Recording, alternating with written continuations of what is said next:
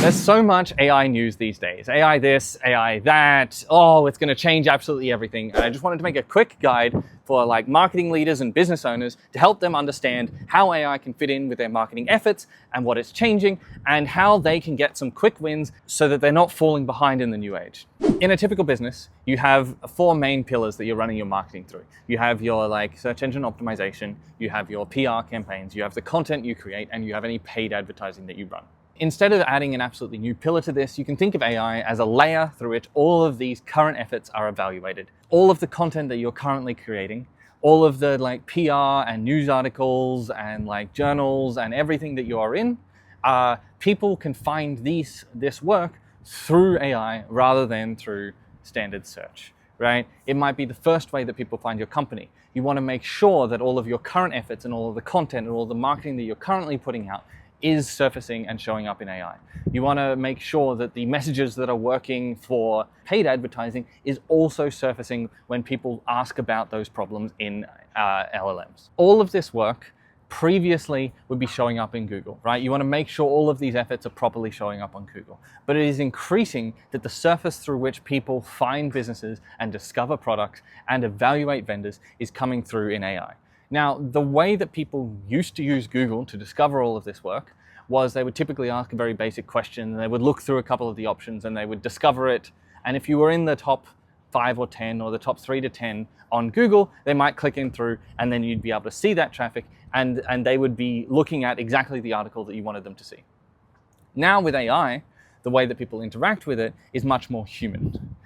It's like having a conversation with a friend or a research assistant that can go out and gather information for you. You might ask, hey, what are some companies in this space, right? And then you ask a follow-up question, which is, oh, but which is better for like a small business, or which is better for enterprise, or I have this particular problem. Is there any that actually like solves this? Or it comes through and you see a number of suggestions and you start evaluating them, like which is better, right? Or what are the reviews for these companies? Is anyone saying anything bad about them? Are they any negative press, right? Do they actually solve this problem or do they not solve this problem?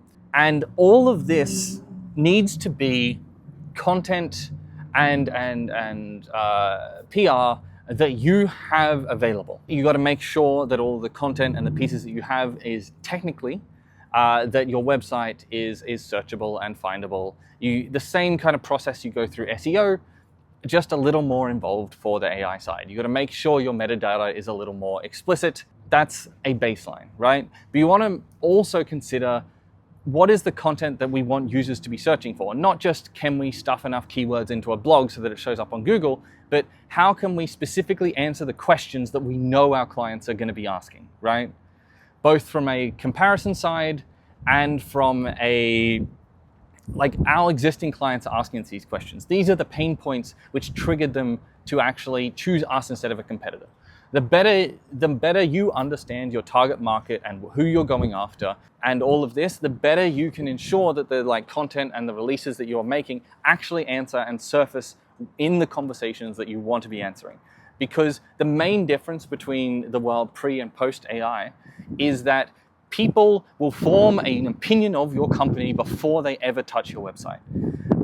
This is like coined as the zero-click kind of experience, or the zero-click buy experience in AI, where they do all of their research and then they'll just look you up on Google and click through to your website. And by the time they come to you, AI fundamentally does a sales guy's job, right? It answers all their questions. It overcomes their problems. They've already asked it a number of nuanced questions which just weren't possible to ask before because the pages weren't discoverable until you could just have a conversation with a chatbot that just found all of this research for you and answered it in a way that you found reliable. Studies have shown that prospects that come to you through AI convert at about a 5 times higher rate than through any other channel. So it is not that like all the work that companies do to show up in search and show up in PR and the presence you have on the brand, it's not erased, right? AI is just a new lens through which customers are finding all of this information.